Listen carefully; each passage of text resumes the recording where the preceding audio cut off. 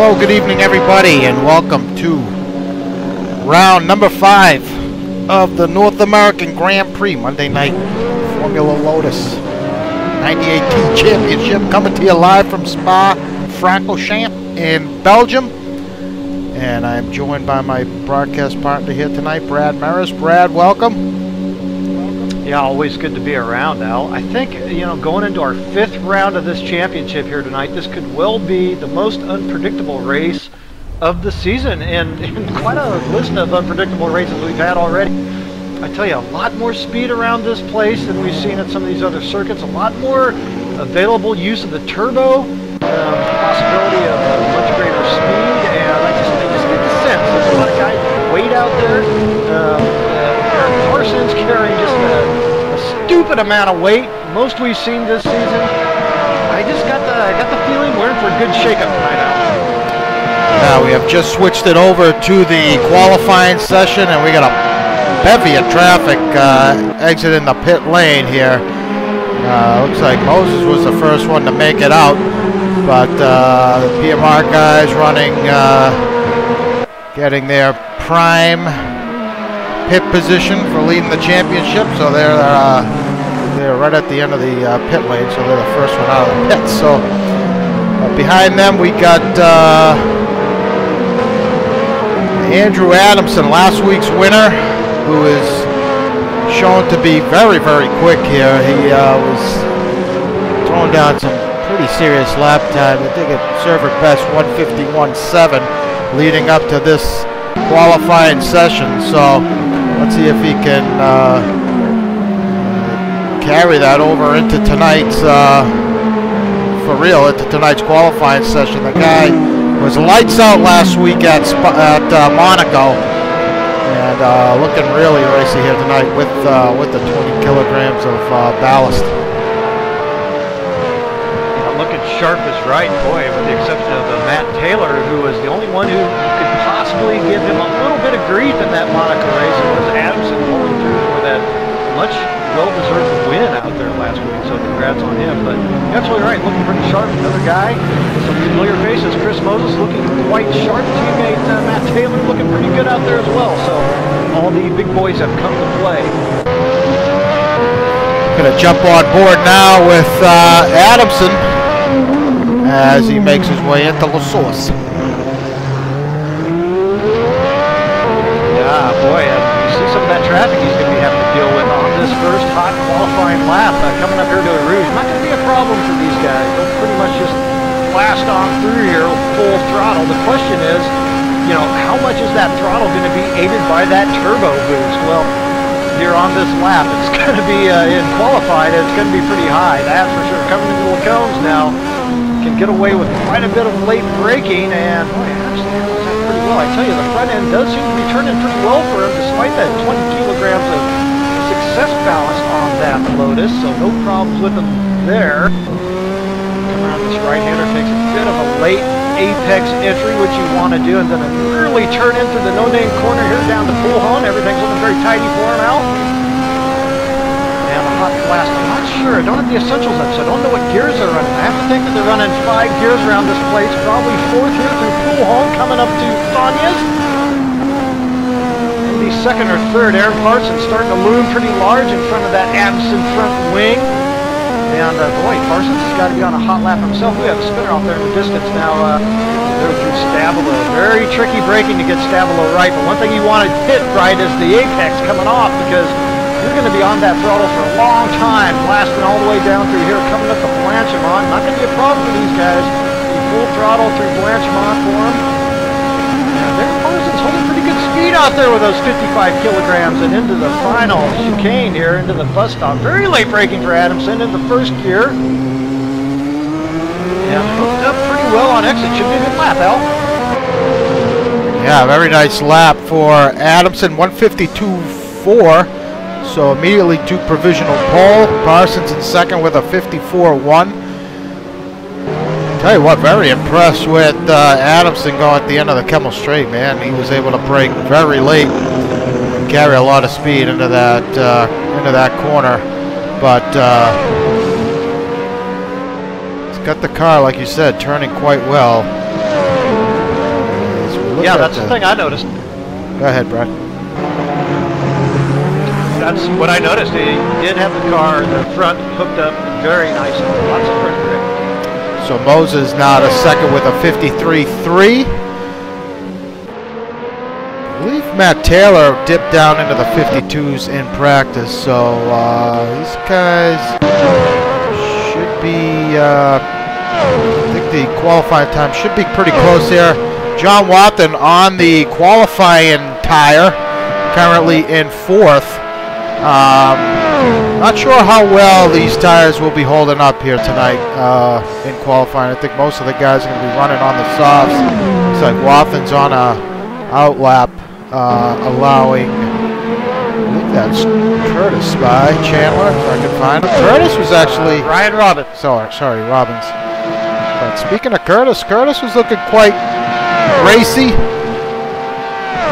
in practice, so it looks like Curtis may have figured something out with the car. Yeah, looking good so far. You mentioned the tires. Only a couple guys on the qualifying tires. Watson being one, Chuck Carter another, but most of these runners opting for the soft, so apparently they don't build up quite the heat that the qualifying tire does. Jake Frankster, 4/10 up in the first sector. Wow. And he's another guy that was showing some really good pace.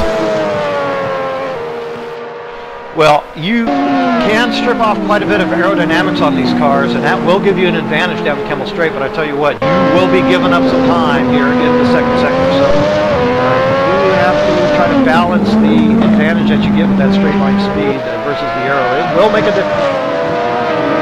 So Jake loses a bunch of time there, got caught up with some lap traffic of Ekman. I'm not sure if he was on an outlap or not, but good lap going though.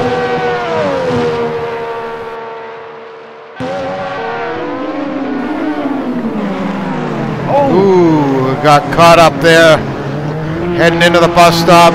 Kevin Lemansky also up big there in Sector 1. Just picking up him. Going into the no-name left. Probably the most important corner on this track.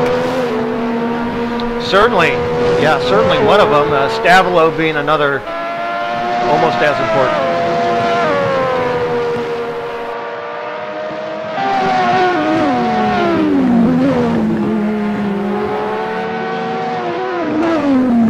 Corners. This track really is a gem. It is a phenomenal circuit. Ooh, a little moment there for Lemansky. Only 5/10 off in Sector 2. Both Moses and Adamson up on their first sector times. Yeah, it was Feenstra who blew it with a similar time as Lemansky here, coming to the final chicane. Let's see if Lemansky can hold it together. Nope. Oh, he cannot! Well, Adamson is flying. He's up 4/10 on his personal best time.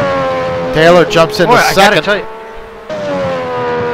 Sorry, Al. I think these guys are suffering some rear heating issues on the rear tires, and it's just getting away from them there under that very heavy braking going into the bus stop. Yep, that's about when these tires are gonna go. Trying to brake a little too late. Just catching him out. Moses behind in Sector 2. He's behind Adamson. This is going to be a good time for Adamson. Looking pretty nice. Yep, 51.4. Wow. Wow.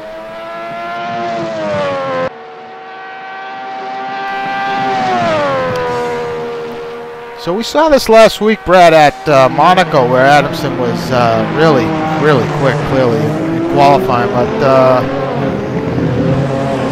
race lap times were pretty close between him and Matt Taylor. Only, well, that difference was about 3 seconds at the end there. But I think 3/10 separated those guys as Moses now checks into second with a 52.8. Clearly, Adamson has the qualifying pace thing nailed down. You know, a lot of times when you're dealing with everybody who's pretty similarly fast, a lot of it can come down to some small setup tweaks. Sometimes some guys find something, right? And they gain that bit of an advantage for a couple races. Until somebody goes, well, must have figured something out, so I guess I better go ahead and figure it out too, right? I think there might be a little bit of that going on.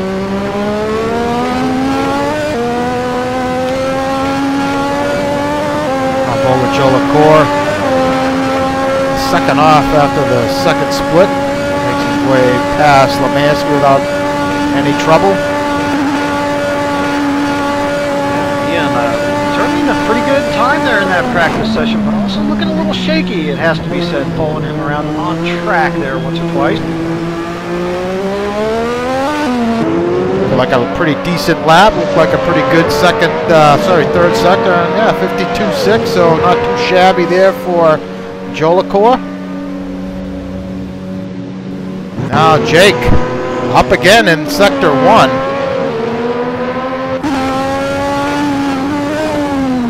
This time he's got Adamson by 3/10.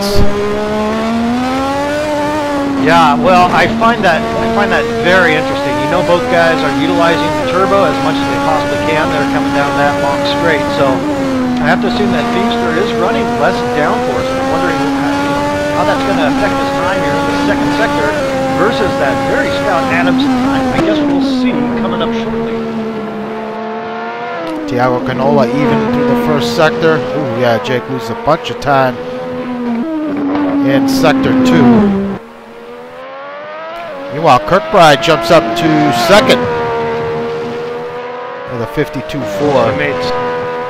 His teammates looking strong again, Al. Yep.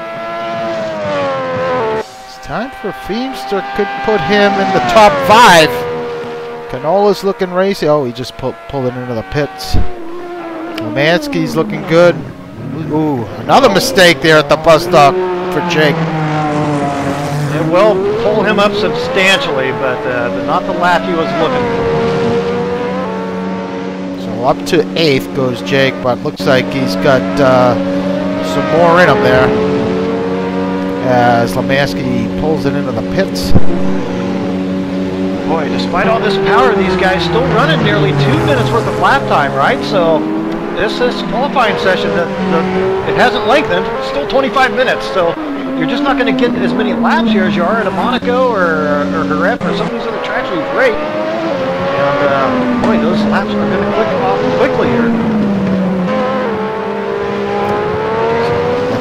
Looks like some guys making their way back on track. Adamson first on an out lap.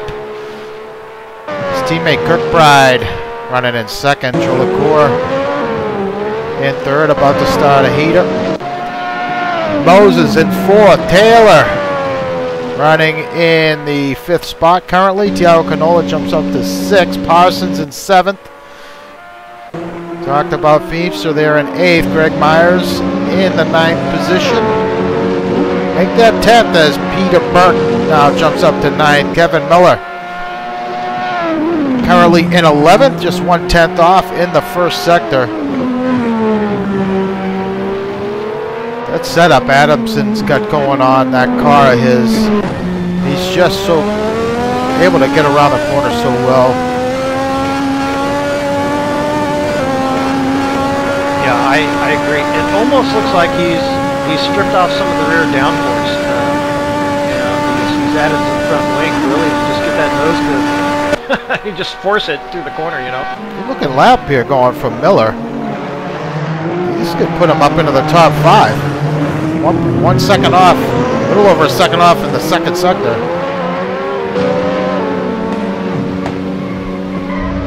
Oh, lost him. Look what happened? Houston there at 12th. A little off the pace, I think. Houston is Monahan 13th. Lofton back there in 14th. Chuck Carter running in 15th. Chandler, I think he's currently in 16th, but he's yet to set a decent time. Story 17th. Ryan Robbins running in 18th. Wallweg 19th. Traskell 20th. Lemansky yet to set a time in 21st. Running in 22nd.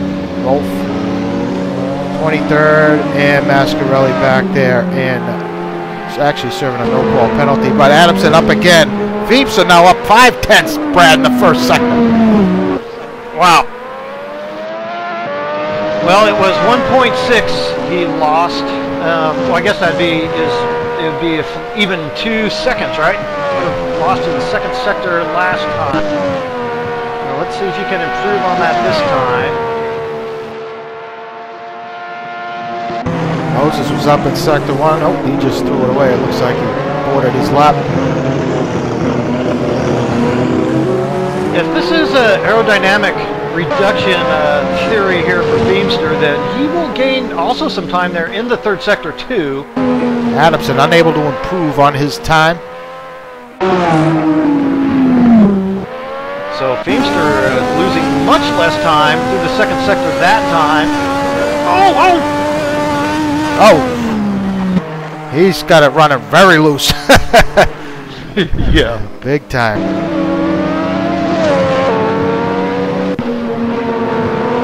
Big time loose situation there for Jake. Wow.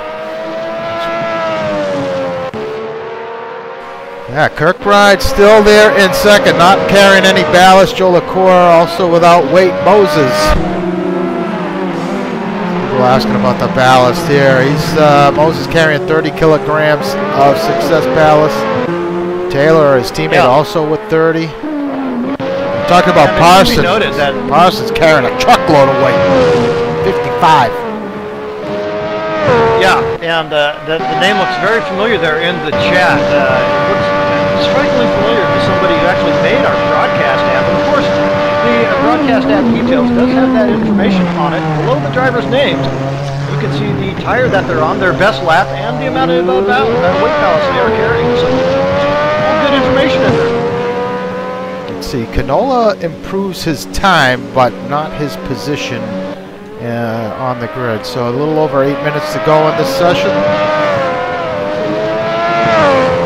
As I skim through the order here, Greg Myers here in 10th, 1.5 off in the second sector. Ooh.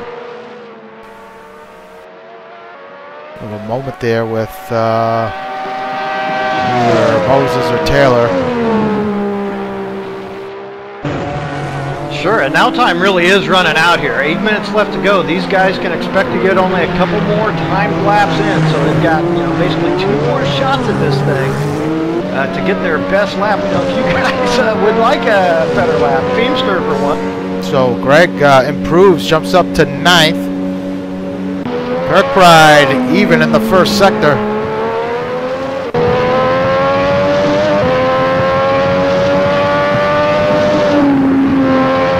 Rides sporting the hot pink helmet. Right to the outside, comes through Puhan. That is not the line he wanted to take, but he got away with it. Held pretty good speed through there. Yeah. He is up on his second sector top. Yeah, you wonder if that might have cost him a 10th or so. Yeah, no question about it. Getting out on that curve definitely cost you time. But still looking good here. He has a shot to improve his time for sure.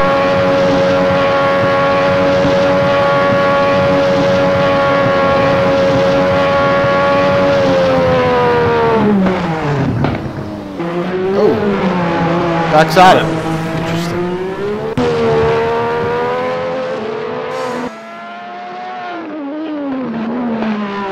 Yeah, I'm at a loss. Jolicoeur now. I don't know if you mentioned that. Wow. Jolicoeur there in third ahead of Moses. Yeah, just picked up Jolicoeur and Veeps are once again up in the first split. 6/10 this time. Well, not for nothing, Brad. I gotta wonder if that's a team situation here with Adamson second in the championship. Perhaps Kirkbride was up on his time and didn't want to take that extra point away from his teammate. Who knows? Yeah, well, that's a possibility, but I mean, I guess it'd be tough to tell. It was a half second within that time. It's hard to know down to the 10th, but Yeah, maybe he thought it was too close to take the chance. It's going to be close between Kirkbride and Jolicoeur here. Jolicoeur 9/10 off through the second sector.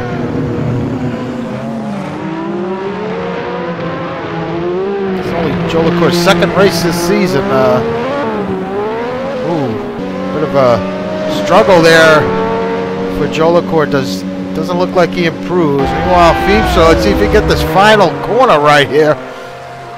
1.3 off in the second sector. Gingerly making his way through the bus stop. It's going to be a good lap. There you go. Oh yeah, up to 5th. Picks up some spots. Bumping Taylor down a spot. Boy, and those times are actually relatively close up there. With the exception of Adamson, I have to say I'm pretty surprised the times are as close as they are. Parsons now improves his time, 53 and change. I don't think he picked up any spots, however. Canola, he could pick up a spot here. Running a little wide. Parsons jumping on the quali tire. Taylor also. Last ditch effort here. Try and make them work.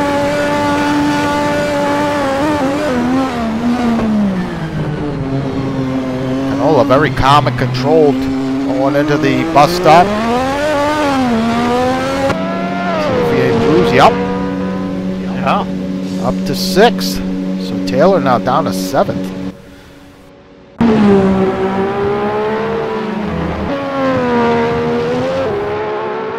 So under 4 minutes to go in this session, Kirkbride again pulls it off. Wathen now up in the first sector.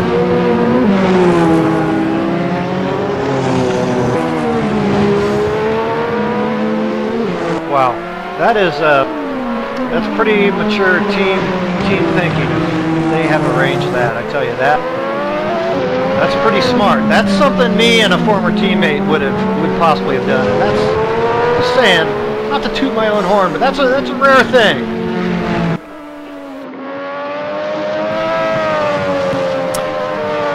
Yeah, a little help can go a long way. Every point counts. We'll touch on the point situation here between this session and the next. But very close up front among teams and individual drivers as Wathen throws it into the beach. Moses. Boy, tied up. Green in the first sector. Oh, Taylor just lost it at Blanchimont for no reason. Taylor must have stripped off all the down. Yeah, and on the qualifying tires too. Last I checked, so. Yeah. Easy to do. Like Parsons giving those Q tires a shot now. Yeah, it's a long lap. Long lap, and to get those things to work, really got to be careful on your out lap. Moses looking a little rough there through Stavelo.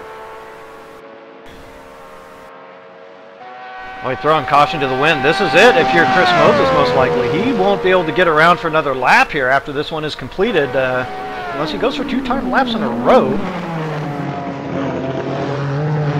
Mansky now, he's jumped up to 9th and he's up big in the first sector. Let's see, Moses can improve. Oh, he does, up to 3rd. Man, yeah, that was not pretty.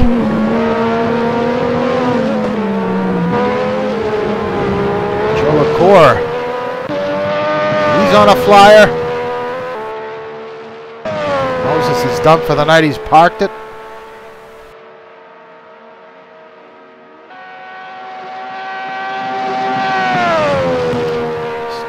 This track, I saw seen some guys running a little wide, entering Blanchimont. This track, really, you actually lose time running outside that the stripe. Track actually does slow you down out there. No improvement for Jolicoeur. It's going to be a good lap for Lemansky, like Lemansky just did right there. Yeah, it feels more natural, but you're absolutely right. You do tend to lose a little bit of.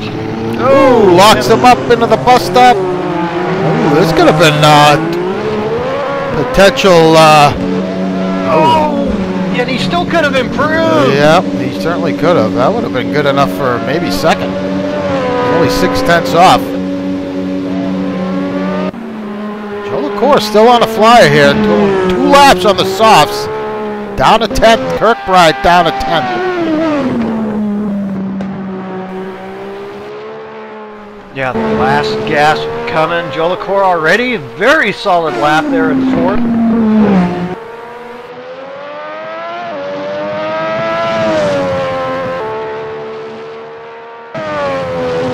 Kirkbride 3/10 off in sector number 2. Wow. Jolicoeur got very nicely.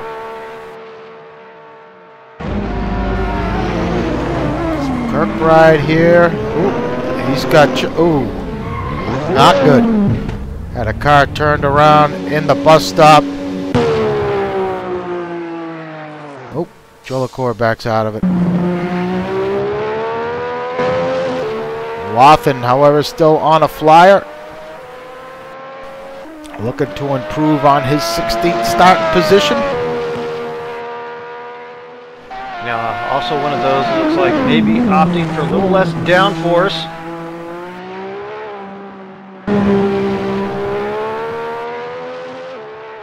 And a pretty good split through the second sector is John Wathen at the moment.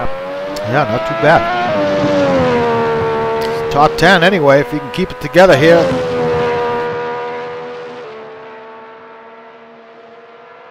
Houston back there in 14th. He's looking to improve his time. A little surprised. He was looking really quick in practice. Oh, Wathen. Big slide. Still could improve his time here. He does. Wow, up to 11th. Meanwhile, Houston looking to improve as well. Into the bus stop. Tentative there, making sure he finishes this lap off, but I think it was the right move. 12th, Taylor looking to pick up a couple spots here in the here at the end. Ooh. Oh! Not gonna do it. Let's see, who else is out there? That's gonna be it. Oh, Jolicoeur is still out on track.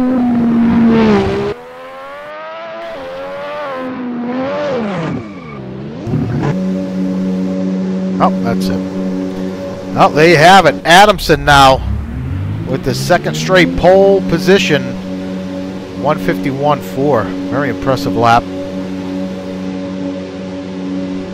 Yeah, it is, and we had a viewer chime in on the discrepancy between that first and second place, and I really feel that that is a little something Adamson has found, a little tweak that happens to suit the car well that I don't think somebody else has quite found, which works for this track. But nonetheless, it was a great time, and yeah, frankly, it is pretty difficult to get a second out front on the rest of this type of field, but nonetheless, very well done. And I got to tell you, I'm very impressed with that Tiago Canola there in third, Al. Now, he is not carrying the weight ballast.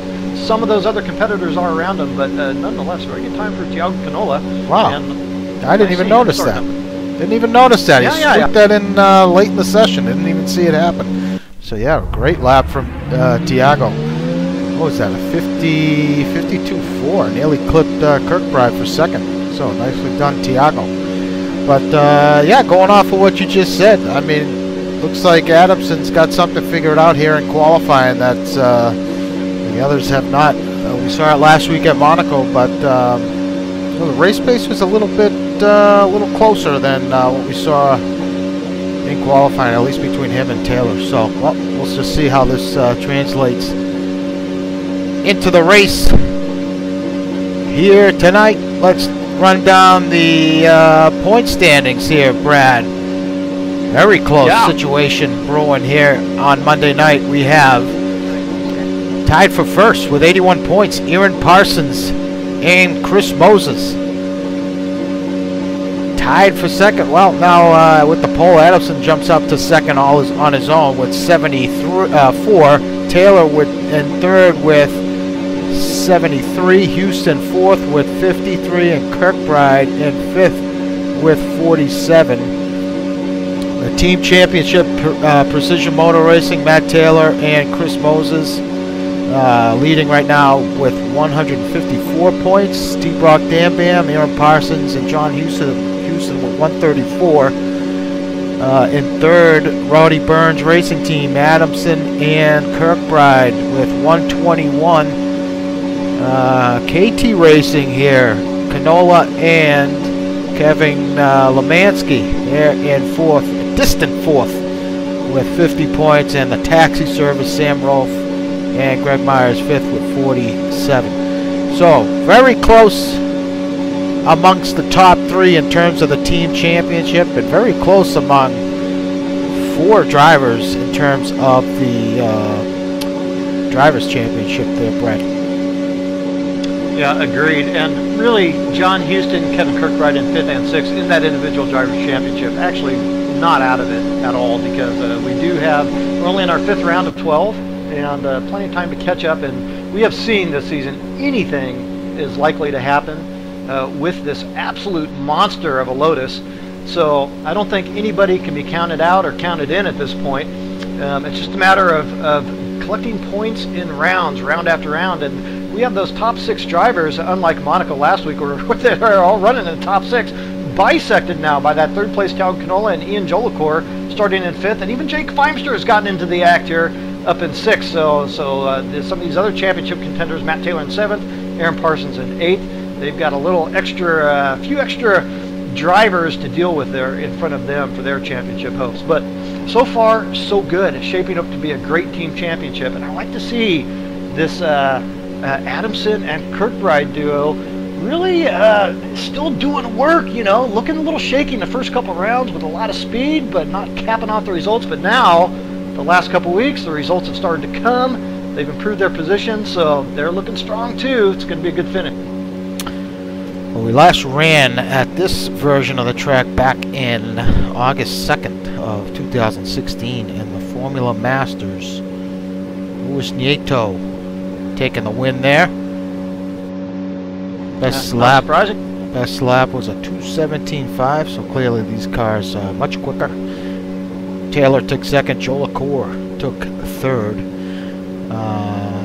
And the last couple seasons they've been at the Spa 66 version. So I'm sure Moses is happy that we're running the default version of this track, the stock version, as he had a horrific end to his race last season in the Lotus. Yeah. And but nonetheless, let's run down the starting order here tonight, Brad. As we're about to go green here from Spa, it's going to be Andrew Adamson taking pole for the second straight race with a 151.4, followed by Kevin Kirkbride in second. Tiago Canola is going to be starting in third. Chris Moses in fourth, and Ian Jolicoeur is going to be starting in fifth. Yeah, Jake Feimster put in a very nice time there for sixth. PMR's Matt Taylor will be starting seventh. Aaron Parsons takes over the eighth spot. Peter Burke, a nice time for him as well, in ninth. And Kevin Lemansky starts 10th. John Watton's going to be starting in the 11th position. John Houston in 12th. Greg Myers starting from 13th. Kevin Miller in 14th. Mike Monahan is going to be starting in the 15th spot. Curtis Chandler putting up some good times in practice, but only 16th on the grid here to start. Ryan Robbins is in 17th. Chuck Carter is going to take 18th. Brian Story will take over the 19th spot. Dale Ballwig is in 20th. I'll go ahead and finish him off. Tom Traskell's in 21st. Joe Ekman starts 22nd. Sam Rolfe made the grid for 23rd. And Lou Mascarelli is going to bring up the rear in 24th. All right, so Mascarelli in the back serving a no-qual penalty. We're about to go green here from Spa, Brad, as Rowdy Burns locks out the front row. Any predictions? I like this team up front, Al. I think they're going to work together well. I predict Adamson or Kirkbride's going to take the checkered flag.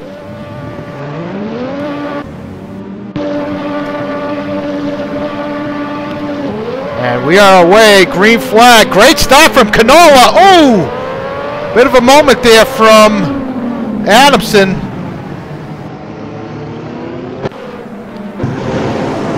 As the field makes its way through La Source.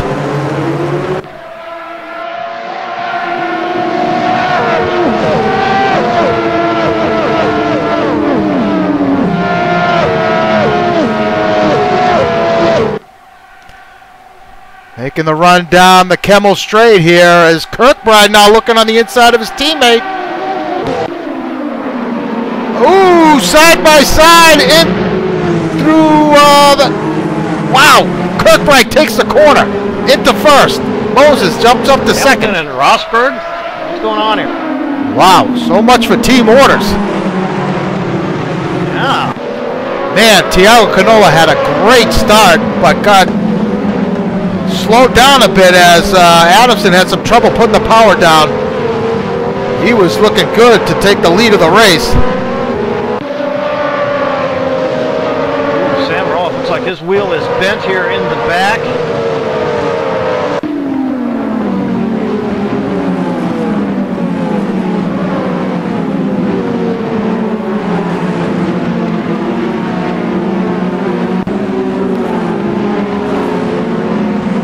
Exiting Stavolo.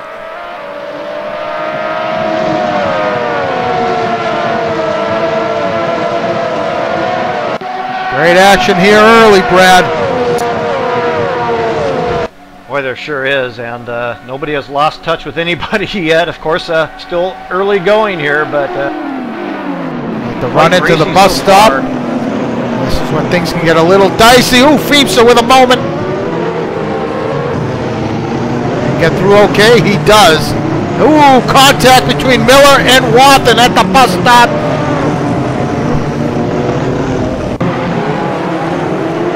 So it looks like Miller might have gotten into the back of John Wathen. So the field making its way around one lap here at Spa. 29 laps here on the docket.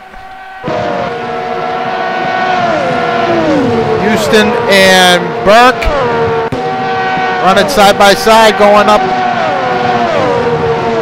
And here at the end of the Kemmel Straight, it's going to be Houston. Advantage Houston behind his teammate Parsons. So Houston has picked up a couple spots here early. Now Lemansky all over the back of Burke. Looking like everybody on the sauce here to start this race. Taylor now trying to put some pressure on Canola.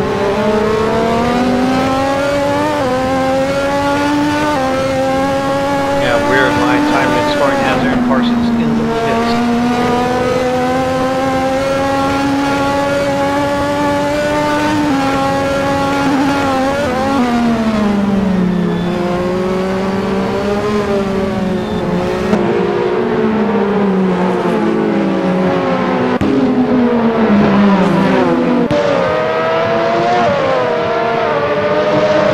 I think Canola may have some pace here on Taylor early. Qualified well. Let's see if he can start pulling a little bit of a gap here to Taylor. Gap out front is 1.3 seconds between Adamson and Kirkbride. Meanwhile, Moses now starting to really close up on Andrew Adamson. Yeah, Moses is the type of guy who tends to get stronger as the race goes on. He also does not mind a rabbit in front to chase. Tends to run pretty strong that way as well. So it's not going to hurt Moses if you can latch on to Andrew Adamson's wing there. But it's obviously going to be a tough pass. Both these drivers, Adamson and Chris Moses, carrying about the same amount of weight. 20 kilograms versus 30, but more or less the same. Moses really closing up strong here at the end of the Kemmel Straight.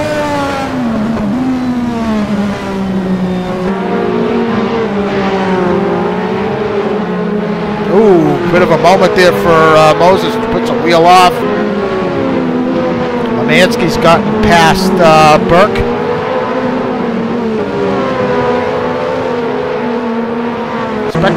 expect these guys, everyone looks like to be on the softs.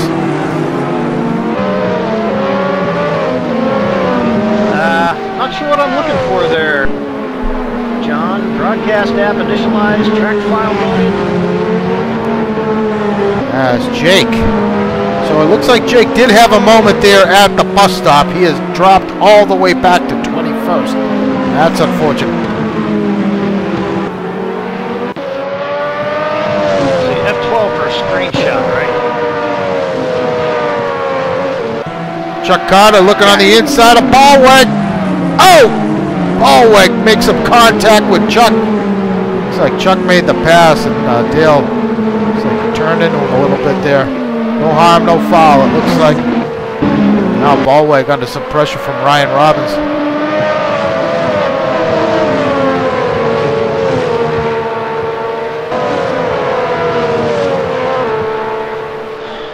Yeah, I do have one, acnotified.pi, but we'll get to it later.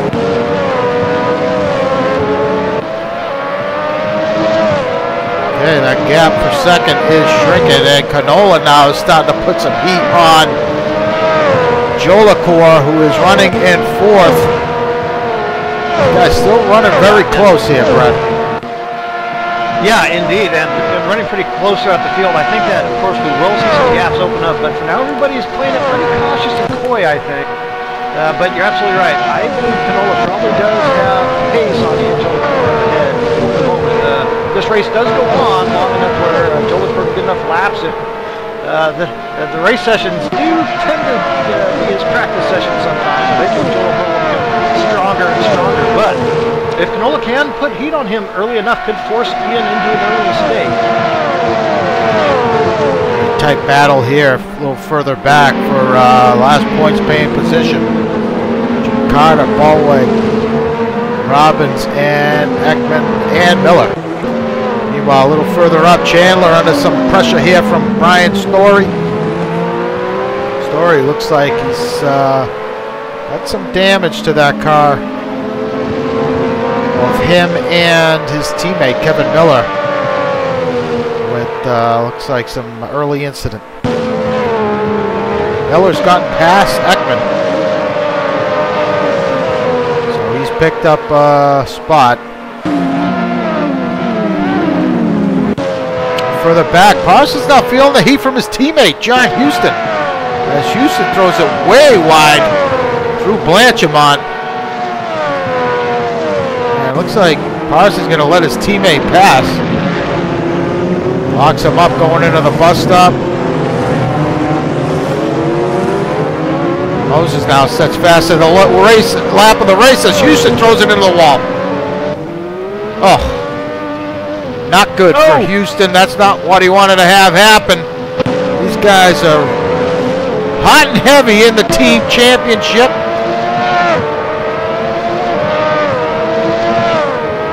Can't afford those kinds of mistakes for Houston. That's unfortunate. Yeah.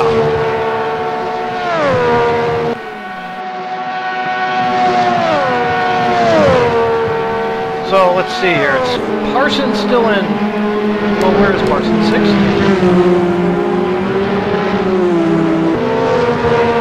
Parsons running in the 7th position. 7th, thank you. A little confused. Yeah, well, look, barring anything else, 5 laps in, still relatively early days here. Kirkbride and Adamson, everything's going just right. I think if you're Chris Moses at this point, you have to be feeling pretty good. You can see both the leaders are still in sight. He has plenty of room here to figure out a strategy, try to get past those guys. And everybody else at the moment just losing time to those front 3, aren't they, Al? Yeah, they certainly are starting to check out here. Looking on the front, Kirkbride continues to maintain about a 1.5-second lead over his teammate. This gap has been pretty constant here between these two as Traskell's done. Adamson in 2nd and Moses in 3rd, just 3 seconds off the leader. Moses carrying 30 kilograms of ballast. Adamson with 20. Kirkbride with 0. There's Fred right now sets fast lap of the race with a 56.7. You know, Adamson, he picked up that bonus point, but then they could have been thinking about the weight and said, okay, well, let's go ahead and swap positions, you know, for a weight decision. I mean, it'd be very early in the race to do that, but obviously the first place winner collects more weight than the second place, and Adamson, you know, would not gain as much, so that's what's going on with that early pass there for position, but who knows?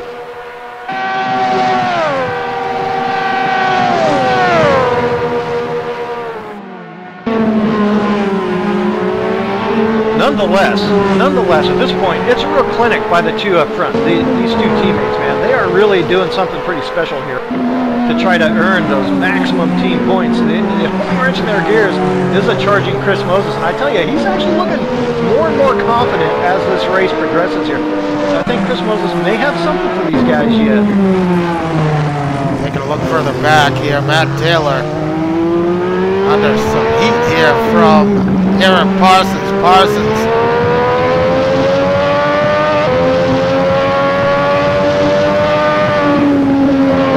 Significant amount of weight. Ooh, someone's off. Stage right. I tell you, I don't know if that was the weight or... that was. I didn't either. I don't know if that was the weight or aero wash, which put Aaron a bit offline there, pulled on, but it will have been aero wash. There is certainly model effects for that here. Still doing a good job hanging on to the back. Keep in mind, Taylor also carrying weight here. It's a 25 kilogram difference. Man, he's really keeping him in check.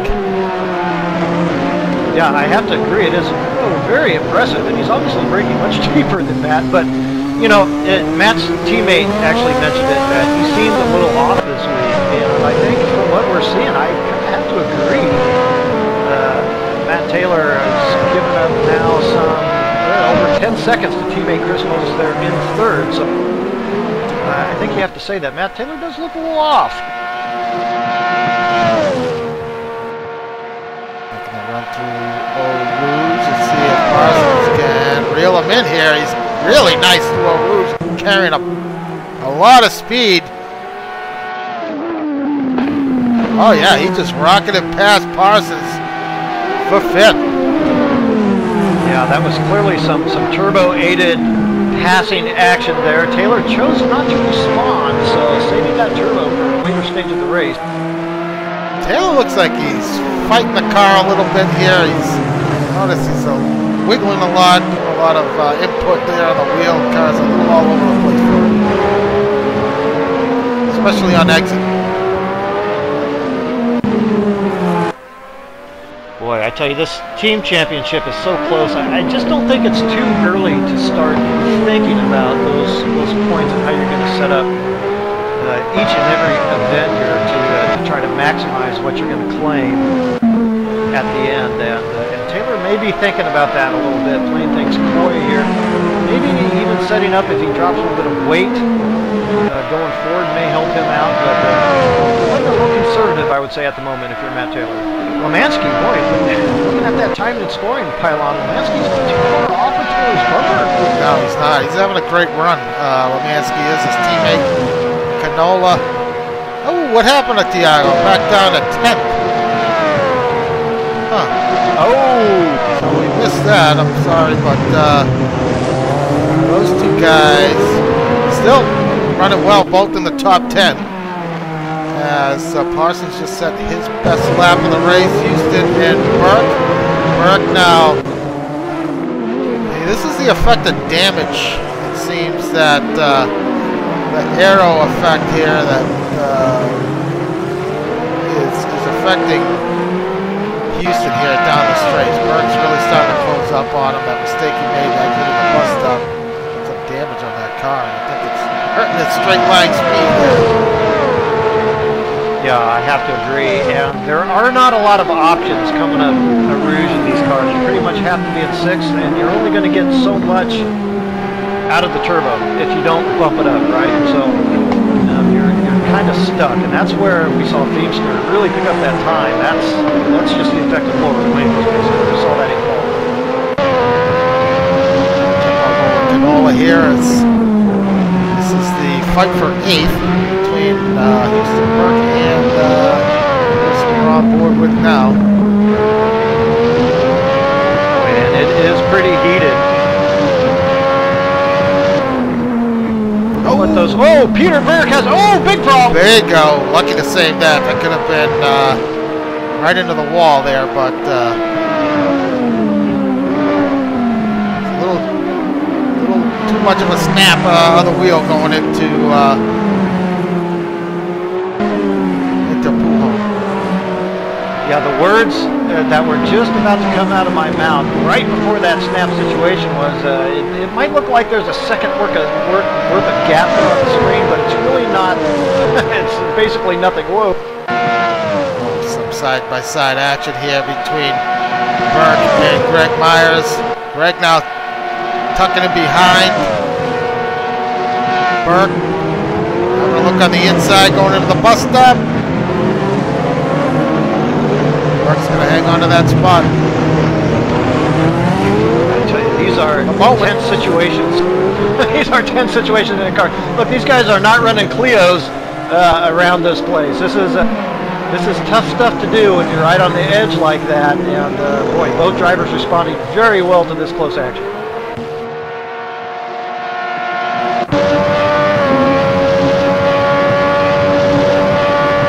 Greg here through Eau Rouge.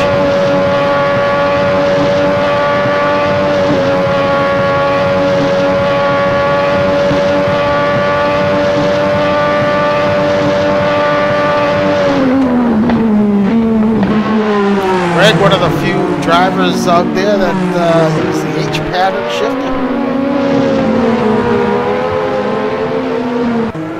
Yes, well, and likes to take the opportunity. Likes to take the opportunity at every chance to let everybody know.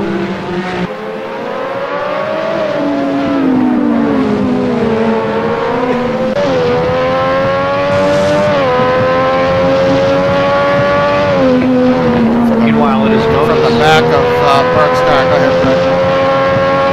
It's Moses now. Oh, John Canola hardened to the wall, Al, and he's in the pits. He's done. Parked it. Where did that happen, Brad? Oh, he's done. Oh, I didn't. Kirkbride in, Adamson in. Moses is staying out. So, failed to mention, 29 laps. These guys are gonna clearly 210s on the two-stop strategy, 210s and a 9. So these guys electing the pit early here. Boy. Moses is gonna stay out. Yeah. I was kind of pressing Moses on strategy options. Ezra was in the room and he was being pretty cagey. He was intimating possibly one stop, but I felt like he was holding back a little bit. So I don't know how this is going to go. If it's Aaron Parsons in, so it's two stops for Aaron.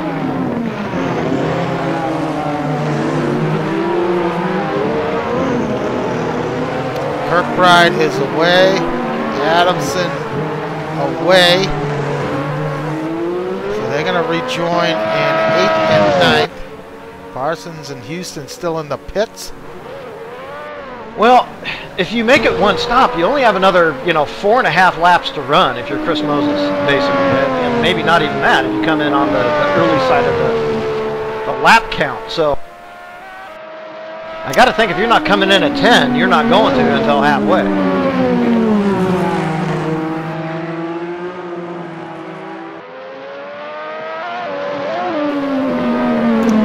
Boy, we've had some.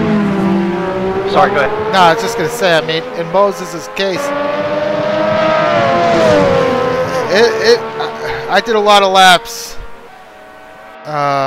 in these things around here, and these soft tires really get hot. So the window there when they fall off is pretty quick. So if he made these softs last 14 laps, which he did not. No. So he's coming in.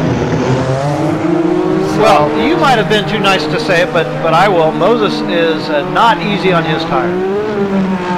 Meanwhile, Jolicoeur looks like he's going to be on one stop, but he's staying on. He's going to take over the lead. On the mediums, Brad. Failed to mention Jolicoeur did not see he is on the medium tire. So his best lap, 57.3. He's only going to get quicker here as he burns the fuel off.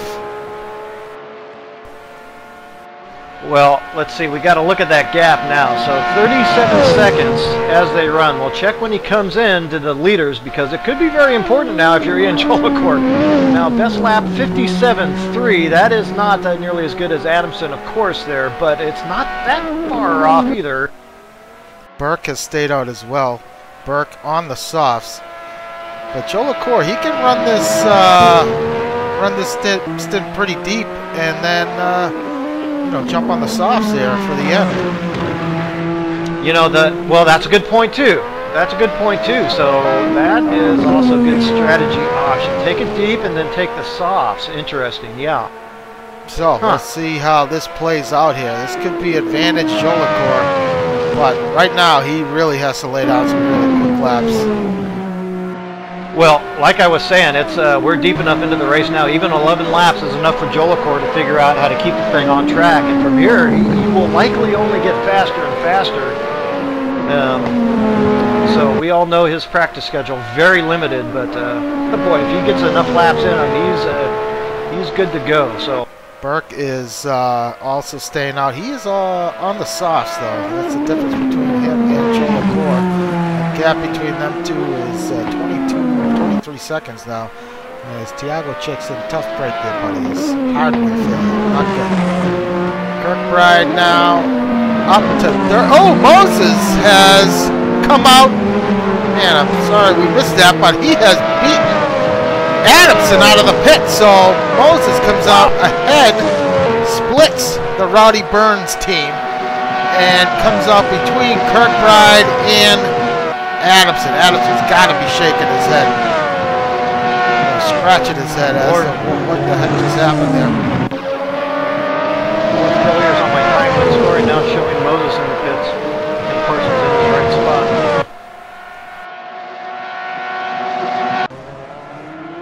So these guys have made their way past. Oh, it looks like Burke has gone into the pit, so he's going in for service. Tough break, Tiago.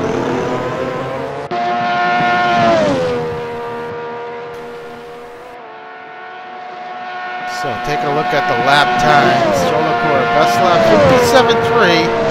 That's actually not too shabby. Not too bad considering, you know, these guys on the softs and running the medium. So, you know, just 6/10. It's actually quite good. It's actually it's really good if you're Ian Jolicoeur. More than enough to make up for a pit stop. Now, when he comes in, he will be taking more fuel. It would assume if he pits halfway and.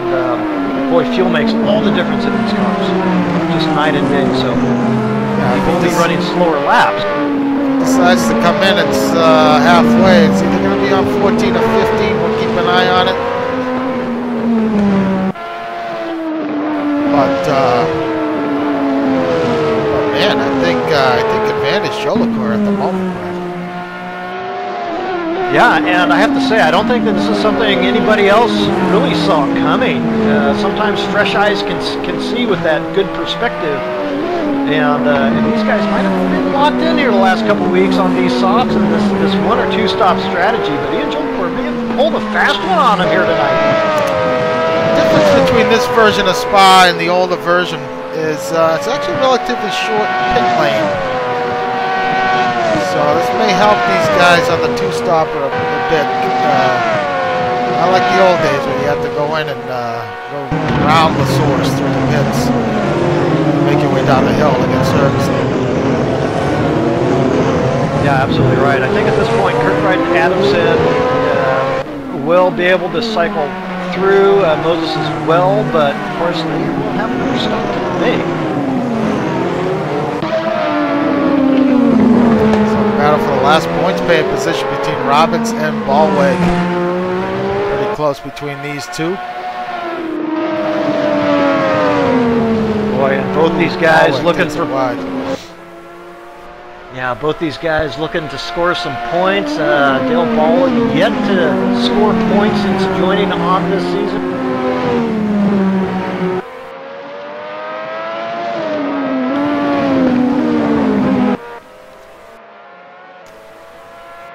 Jolicoeur working lap 13. Last lap 57.6. Sorry, 57.8.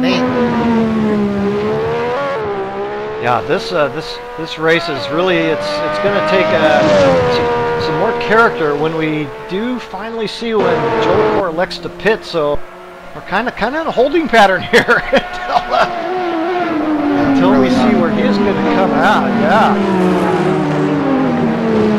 I'll tell you what, the guys, the other three, Kirkbride, Moses, and Adamson, really running consistent laps here. Equal pace, it seems, between the three.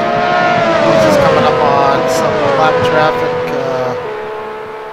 That might be John Watson. Oh, John Carter.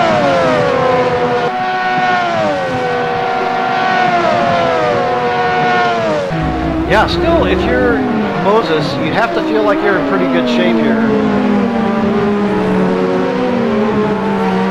Even if he, is kind of doesn't have a choice but to finish third, he's not going to be feeling all that bad. Not going to pick up that much more weight ballast, but you don't mind chasing sometimes, right?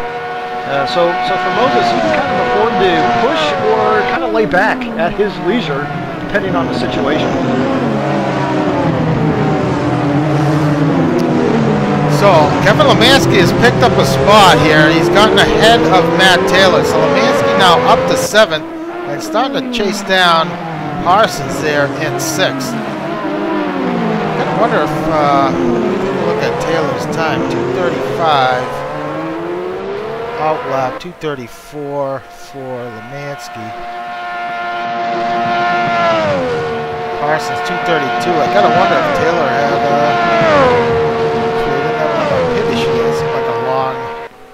long in and out. Yeah, let's hope not. You know what?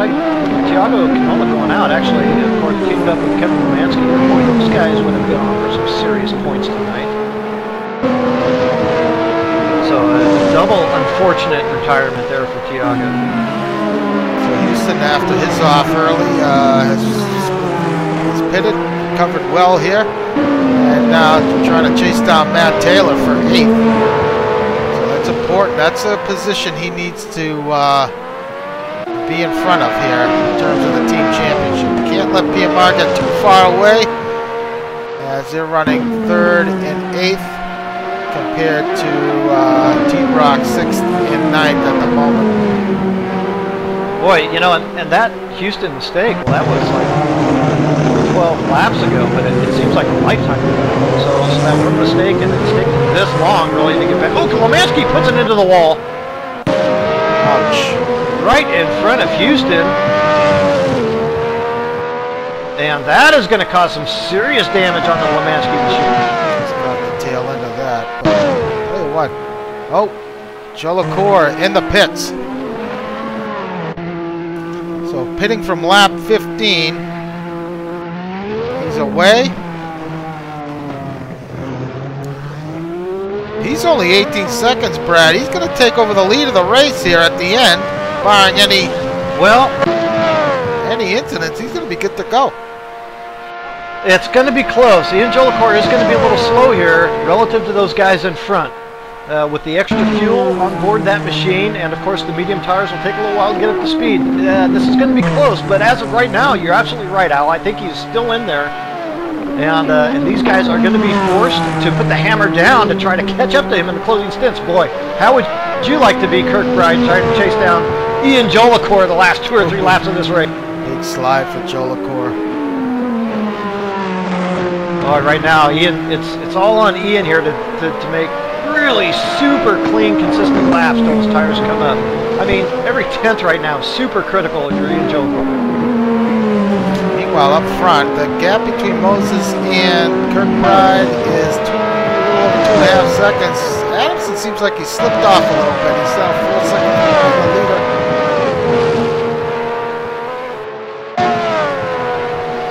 Mike Monahan up in 4th. I believe he has still needs to pit here. So Mike, ooh, he's he's got some connection issues. He's lagging a little bit there.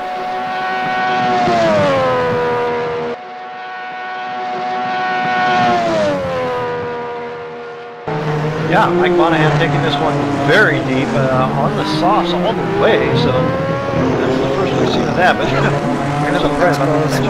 Mike. Let's hope that lag doesn't come back to haunt anybody here.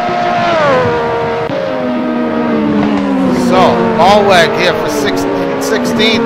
He's gotten past Robbins.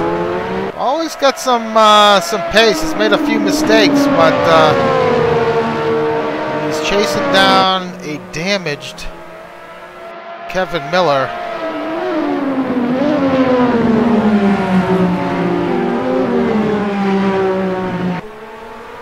Yeah, and Ballwood, he did make it past Robbins there for 15th. So Ballwood looking to score his first solid points here.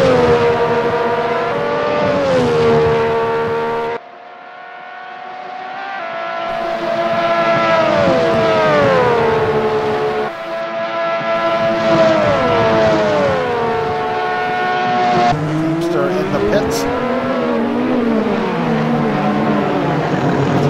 4 seconds now between Kirkbride and Jolicoeur. They came in at lap 9. Look for Kirkbride as Moses is taking over the lead. I think Kirkbride's made a mistake. Kirkbride now down to 3rd. And Moses is taking over the lead of the race. What? Wow. So it's now Moses, Adamson, and Kirkbride. Oh, I really wish I knew what happened. He's got he's got damage. And he's going into the pits. Oh, I wonder if he crashed and then his teammate couldn't avoid him or something. So Kirkbride into the pits with damage from 3rd. Wow. Well, that really changes everything. Holy smoke.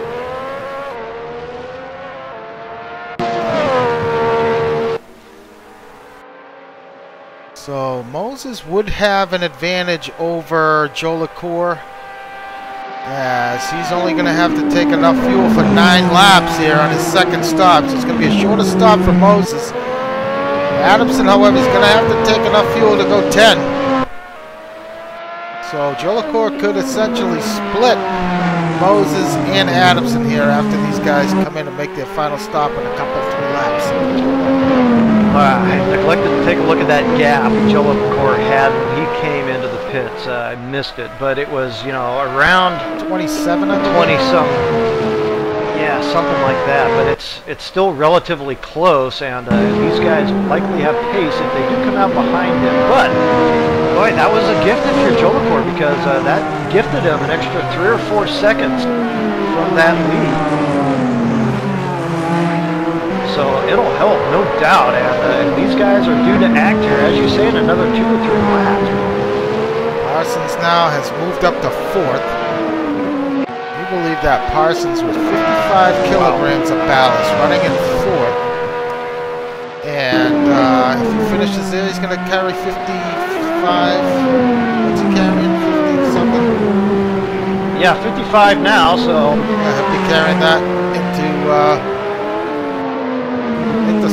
Montreal next week. So top 3 gain weight, finish 4th. You don't lose and you don't gain. So you carry, if you carry that success ballast, you keep that ballast for the following week, and then once you get to 5th, 6th, and 7th, it's 10, 15, 20 on down.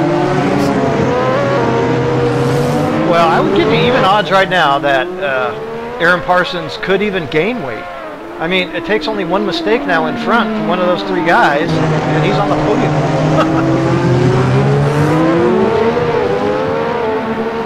Parsons now starting to close in on Jolicoeur a little further up. Burke starting to close in on Lemansky in 7th. gap between Moses and Adamson has now dropped to under 2 seconds. So you got to wonder if Adamson is starting to take advantage of the turbo option. Yeah, that's a distinct possibility. Right now, Jolicoeur has looked a little out of sorts coming out of the pits. A little bit off of his opening lap time. I think he was trying to push a little too hard to keep that gap as low as possible. So did not quite keep it as clean, as consistent as he would like. So still got the time in hand, but it is dwindling if you're Ian Jolicoeur right now. So got to really start tightening it up here. Nice battle for 7 between Burke and Lemansky. Lemansky doing a good job keeping Burke behind him for the moment. Gap now 1.5 between Moses and Adamson.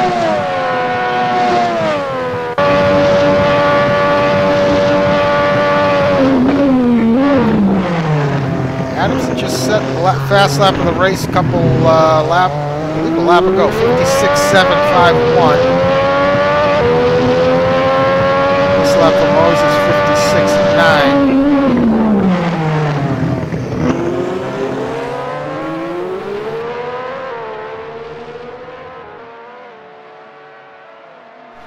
Oh my God, this is going to be really close.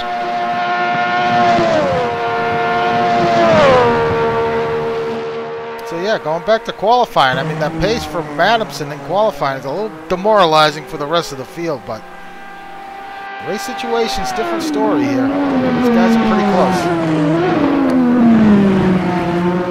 Yeah, and you pretty much called it then, and I think it is absolutely playing out just that way. Especially dealing with the likes of Chris Moses and Aaron Parsons and Matt Taylor and even John Houston. These guys, so much experience. They really so strong in their racecraft. Okay, really maximize. Even if they're a little off the pace, they're able to maximize everything they can get out of themselves in the car, and they'll do it week after week. So Lemansky and Berg down the Kemmel Straights looking like Burke's going to get that spot. Bit of a wiggle there, but nice pass from Burke on Lemansky. Burke on a one-stopper, I believe. On the softs. Yeah, I guess so. Yeah, came in on lap 11, maybe not. Came in on lap 12. So Adamson should be in this lap, unless he stretches it out. He's in. He is in. I don't know if Jolicoeur has enough time in hand here. I think these guys might get him. We'll have to wait and see, though. Just could not quite do enough there with those laps. Nice battle, Taylor and Houston. Side by side through Blanchimont. Taylor, Houston trying to get a nice. Houston into the pits. So Jolicoeur in front. He's gonna beat him out. Oh yeah. Oh, Adamson's just getting away from the pits now. Oh, and pretty handily too for Jolicoeur. As close as we thought it was going to be. Now, the question is, Moses, when he comes in the pit this time by, gap is 30 seconds.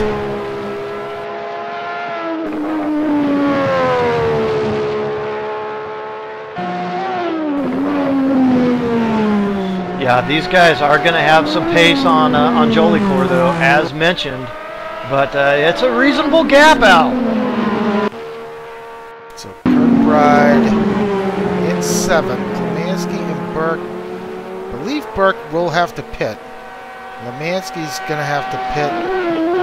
So Kirkbride, yeah, he should be able to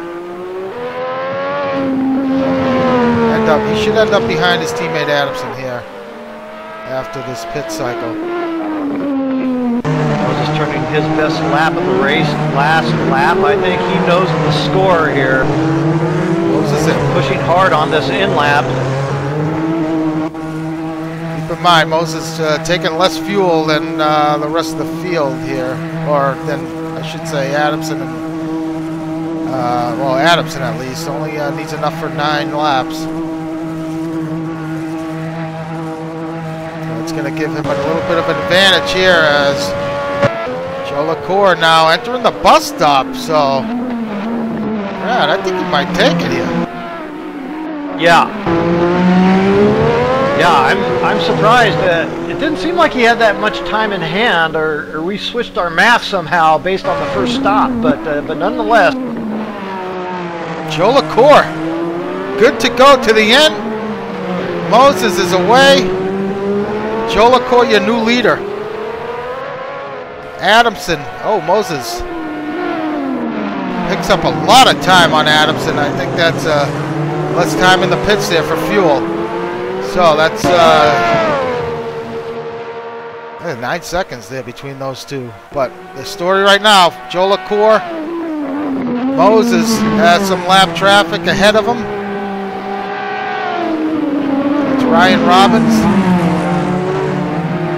This is only going to help Jolicoeur.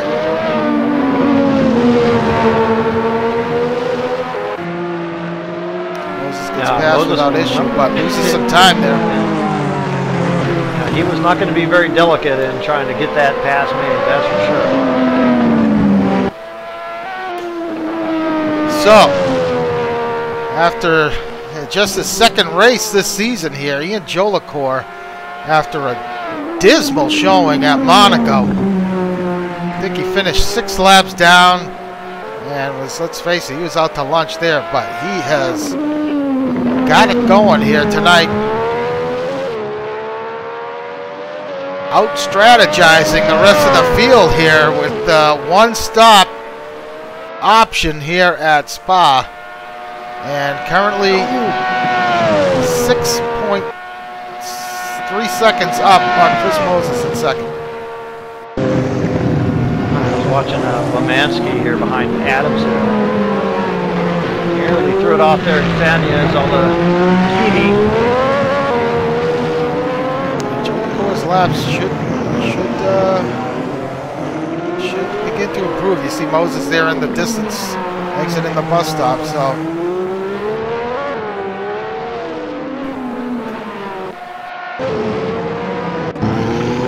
Lemansky diving into the pits.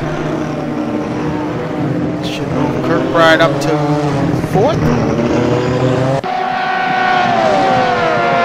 These guys back here, Parsons, Taylor, and Houston fighting tooth and nail for 6th. Oh, Taylor with a big mistake there, running a little too deep.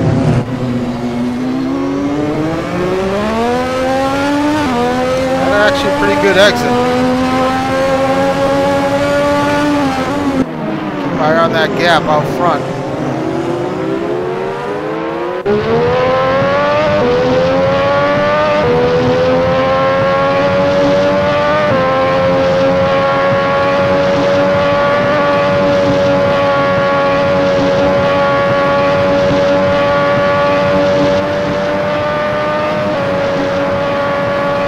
Taylor now trying to close up on Parsons here at the end of the Kimmel Straight. Oh, Parsons! Oh, some contact between Parsons and Taylor. Houston gets past.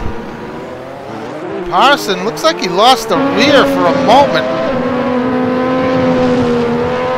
Yeah, I don't know if that was contact from behind. I jumped on board late, but it kind of didn't look like it. No, I think that was all on Parsons. I think he just took it in a little too deep, and the rear came around on him, and Taylor had nowhere to go.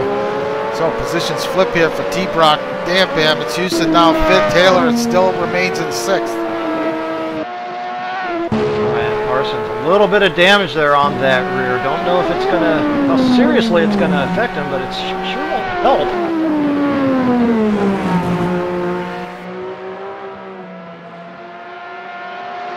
Mike Monahan in the top 10, running in 9th. Lemansky's ahead of Lemansky. Let's see, Monahan looks like he pitted. He's yeah, he pitted on lap 10 and on lap 20. He's good to go.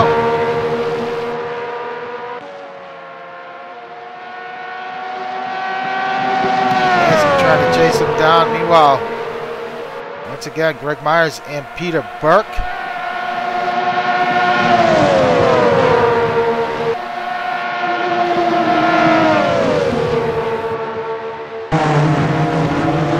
So 57.9 here on Moses's, more or less first time lap out of the pits. That is good for 0.6 of a second over Ian Jolicoeur there. Mansky makes the pass on Monahan. Burke all over the back of Greg Myers. That gap not shrinking as much as I was expecting it to, Brad, between Moses and Jolicoeur. Yeah, time's running out too.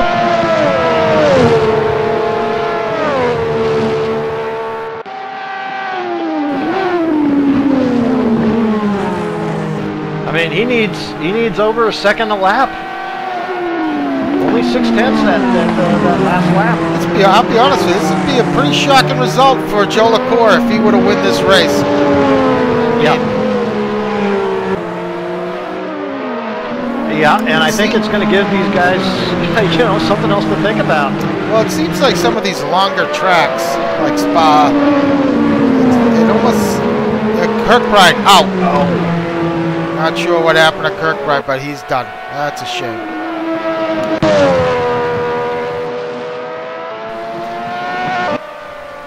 Gut-wrenching. Going back to what I was going to say, it looks like some of these longer tracks, such as Spa, it's almost like the one-stop strategy is a better option. We saw in the fun race, I believe that Road America, the guys on the one-stop have better success than those on the two-stoppers. So still pretty early in the season. These guys starting to figure things out. Yeah, it also comes down to the tire efficiency as well, right? The mediums turned out to hold up pretty well at this track, whereas Monaco, there's no way. The speed difference is just too great, and I think frankly these guys just didn't bother checking the pace on the mediums because they just hadn't done it all season, right?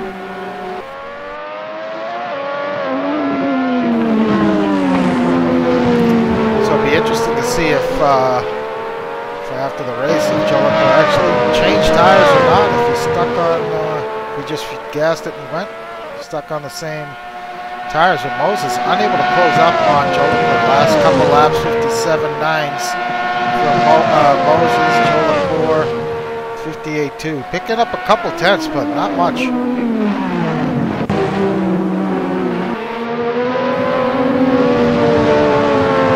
5 laps to go.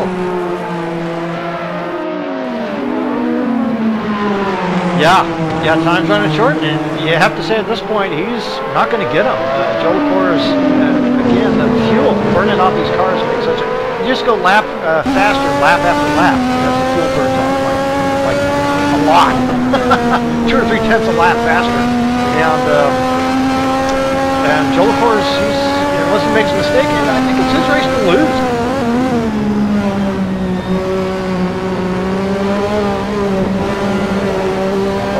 Burke. These guys have been having a great battle throughout the night.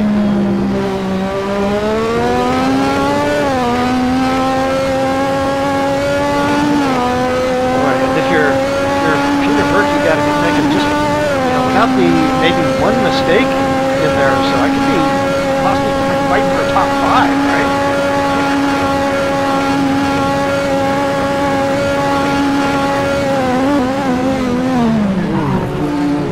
Heavy on the brakes there, closing up big time on Greg. Ooh, Robbins out. No!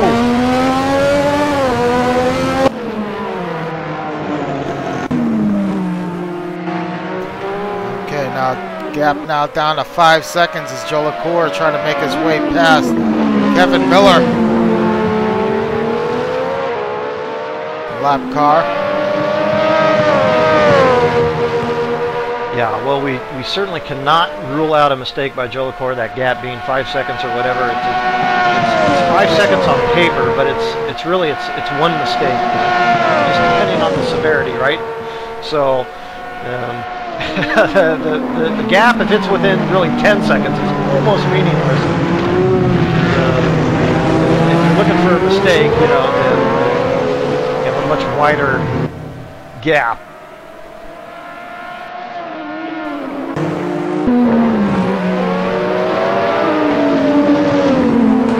Myers continues to hold that position over Burke.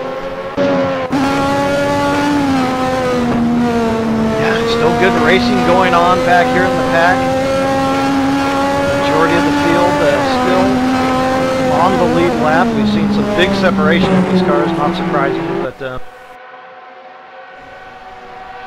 good fight here for these two. Jolicoeur still unable to make his way past Kevin Miller. Miller with some pretty good pace here late in this race, but at some point I think Miller's got to, like right now, he's got to move over for this guy. He does.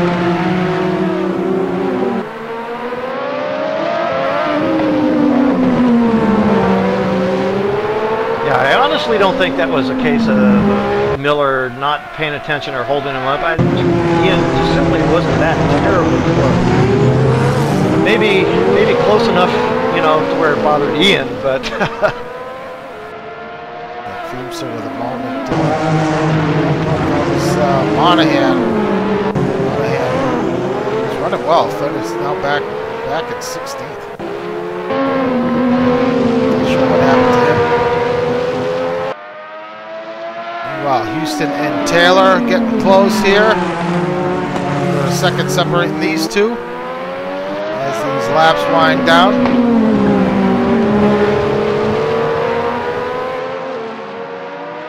Oh, as Burke has made the pass on Myers here at the end of the Kemmel Straight. He's caught the tail end of that. Burke getting a good run through Eau Rouge, rocketing past Greg to pick up that 8th position. Adamson now resets fast lap of the race, 56.75. Ekman out, some attrition here late, Brad. yeah, bummer. He was running just outside of the points, but nonetheless was running a very strong race.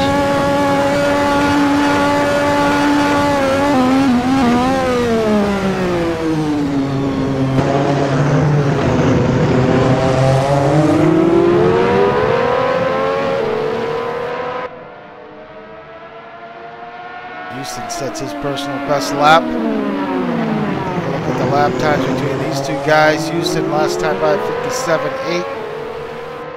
Taylor 57.4. Taylor with the advantage the last several laps.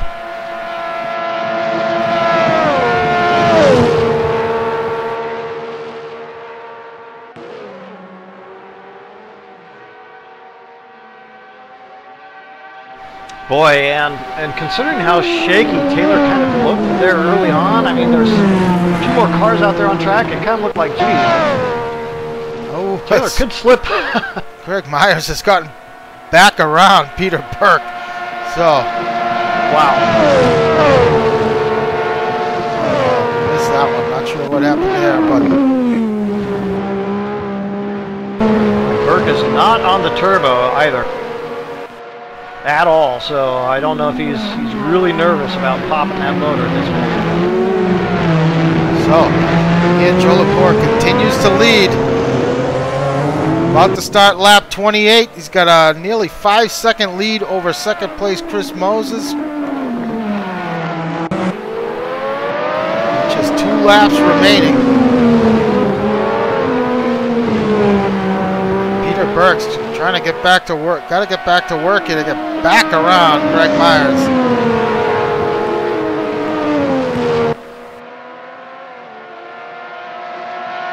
Houston looks like he's pulled out a little bit of a gap over Taylor.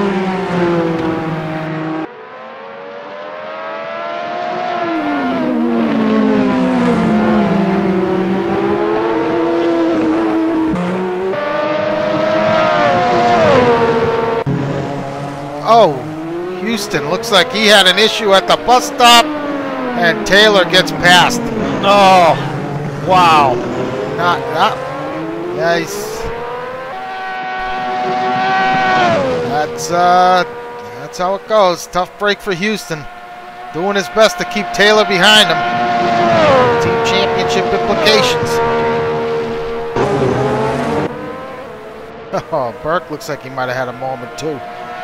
But meanwhile, up front, that gap has not come down. After the pit stops, it was 6 seconds between Moses and Jolicoeur, and it's dropped just about a second only.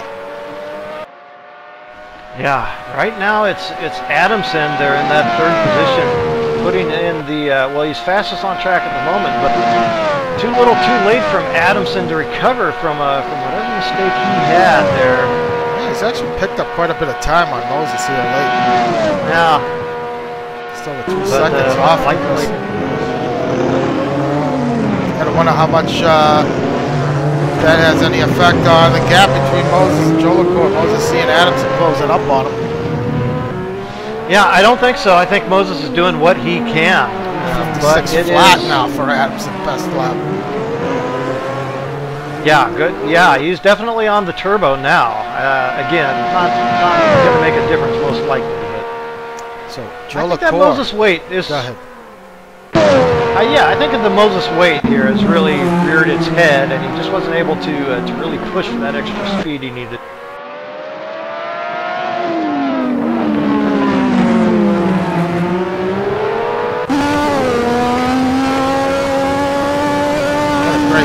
Big lurch there from Burke, but what a great battle between these two guys.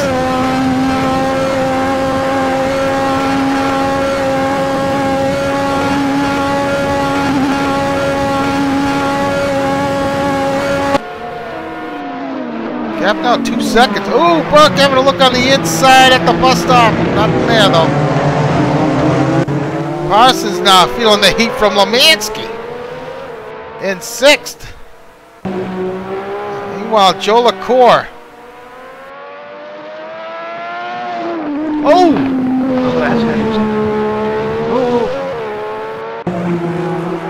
And Taylor, these guys close here in the winding laps. Yeah, 4 battles for position going on here in the final lap. It has closed up here. Ian Jolicoeur threw Blanchimont for the final time. And who would have thought this was going to happen as Jolicoeur take the win here at Spa around the corner for the final time. Unbelievable run for Jolicoeur to take the win. Chris Moses is going to finish in 2nd. And Adamson in 3rd. A little further back, though, these two still going at it. Taylor and Houston, this is for 4th.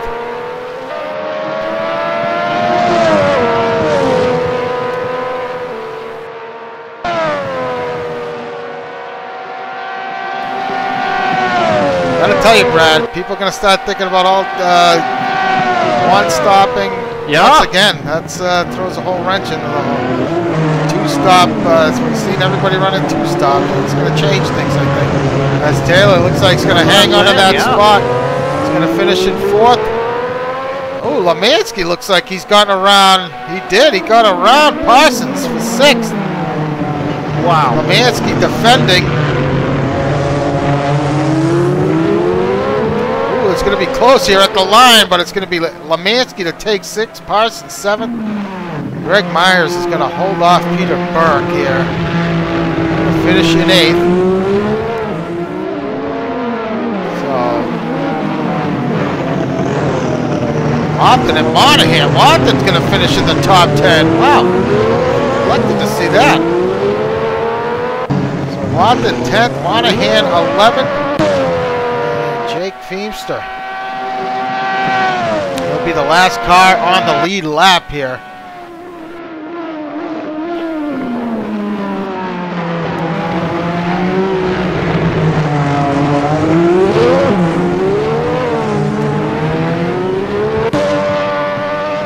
So Feemster is going to finish in 12th. Let's see if we can talk to our race winner here. Ian Jolicoeur, do you copy? I'm here, bud. Unbelievable result there for you, Ian. You take the win here at Spa. Thank you, sir. Clearly, you had the strategy locked down. I mean, did you expect the result you had going on the mediums? Everybody on the everybody running pretty much the two-stopper on the softs, and your pace was pretty good. Keeping an eye there. I was keeping an eye on the times and the top speeds this week, seeing where everyone was at. I just went for it there when the flag dropped, and Wathan and I had a chat before the race and said, "Screw it, I'm going for it." Paid off. Wow. Well, it sure did, and Ian, I have to be honest with you, watching you a bit in the official practice session there before the race started, I have to say I did see you on the mediums, and you were looking a little shaky. So I know that I know practice time can always be kind of an issue for you, but I was thinking, if this guy can get settled into this race and he gets enough laps in his belt, he's going to become more and more comfortable. So was there a time in this race when you thought, hey, you know what? Maybe after that first pit stop, you thought, I got a shot at this thing? Yeah, well, when I saw those first three guys pull off, I thought Moses might have been doing a one-stopper on softs, and he had me nervous there because it would have been shot had he done the one-stopper, I think. He had the pace and the speed, but I guess those guys weren't carrying as much fuel, and I just hammered down and tried to hit my marks there. I practiced with the softs just before the race to see what was what, and I wasn't really that much faster. But got to thank Aaron for the setup he posted. I used it with a couple of Jolicoeur tweaks in there, and that was really good of him to help the league out and help the slower guys out like that. It's awesome. So that was fun. So Ian, I gotta ask you. So in your pit stop, did you change tires, or did you just gas in it and go? Yep, I took mediums there, bud, and 150 liters and hammered down. Well, unbelievable run there, and we're moving on to Montreal, your home track, next week. So you'll be carrying. That'll be good. That'll be good. The weight won't be good so much, but should be a fun race. Well, you've seen what these guys can do with the weight, so there's no doubt you'll be right there. But it's probably I would say, I don't know, you're pretty familiar with that track. You've done well there. What are your expectations? You know what? Just to get a top 10 in this league, this Monday season, I mean it's really difficult. I struggled at Monaco last week, limited practice, but even with a lot of practice, I don't think I would have been on the pace of those front guys. It was unbelievable. But yeah, a top 10, any top 10 would be great. Well, Ian, it's great to see a different strategy play out here. That was great. It had us all wondering, and it was pretty exciting actually to see it all play out. So great job, and good luck next week, man. Thanks, bud. Talk to you soon. See ya. All right, Brad. Well, there you have it. Ian Jolicoeur throwing a wrench in there, running a one-stop strategy on the mediums, where everybody else elected to two-stop it on the softs, and pulls out a win here at Spa. Pretty amazing. Yeah, it was a surprising, enjoyable race to watch, and I'm sure very enjoyable for Ian too. I think there's a couple guys that actually aren't going to mind to see Ian snatch a few points away, most notably T-Brock Dam Bam, and of course the JT fellows there, Rowdy Burns Racing rather. Yeah, it was actually good that Ian was able to go in there and steal an extra 4 points away from what might have been otherwise Chris Moses getting up there and taking those points away. So it's going to help them a little bit out. But you know what? T-Brock Dam Bam lost 2 positions there, basically on the last lap, right? Houston and Aaron both. And those are, that's 4 points gone for them that they could otherwise have had on PMR. So it turns out Matt Taylor, despite not looking maybe so strong at the start of the race, finished a very strong fourth.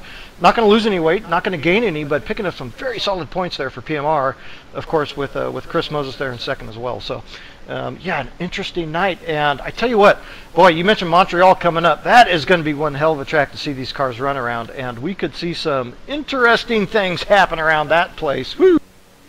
Yeah, it's going to be a great race. In these cars at that track, it's going to be fantastic. So, well, that's going to do it for us here tonight. We're going to be back next week, as we mentioned, at Montreal, 9 o'clock Eastern, Monday night.